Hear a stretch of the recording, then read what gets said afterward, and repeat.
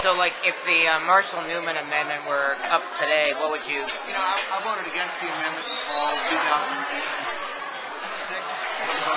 I voted against it. I went on the radio in Harrisonburg and told people why they should vote against it. I went on the Coach show and told people why they should vote against it. You voted against it, why? As a matter of principle, because it could affect heterosexual couples, or as a matter of principle because of discrimination against gays, or? Because I thought it was just unnecessary. And you know, when I read the thing initially, I just felt like it simply put in the Constitution that was already borders in it. The more I read it, the more I thought about it. In 2006, I felt the need to be consistent with what I've done in 2005. The more I read it, the more I thought about it, the more I just realized it.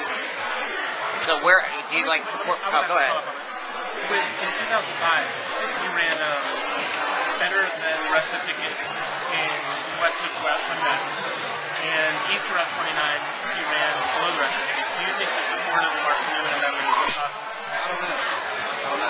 I think part of what caused that is just I was less well known yesterday. West of 29, I get Republican votes from people that just know who I am. They know how I was raised, and they've seen me raise kids, and I get lots of home votes. But I'll tell you that my position on that amendment in the fall, you know, cost me some support among some of that group. But frankly, I've talked to people. I've talked to a lot of people about it, and I can live with it. You live with the positions you take. Right. What are your what would you say our main differences are with Bob McDonnell? I mean, we're talking about social issues here. You know, I mean that seems to be one potential whole area of differences. But if you're the nominee, what are you going to do if you're running against Bob McDonnell? What are you going to do to draw differences? I'll tell you, there are any range of issues that I'm different from Bob McDonnell. In 2000, I don't get any credit for this, but I ran the most progressive ad campaign against the Republican, I think, in the history. 2005. Politics in 2005. And it was one ad I ran against McDonnell for 9 days in the campaign. It said Bob McDonnell went to Christian Broadcasting Network, University School of Law. He's Pat Robertson's close associate.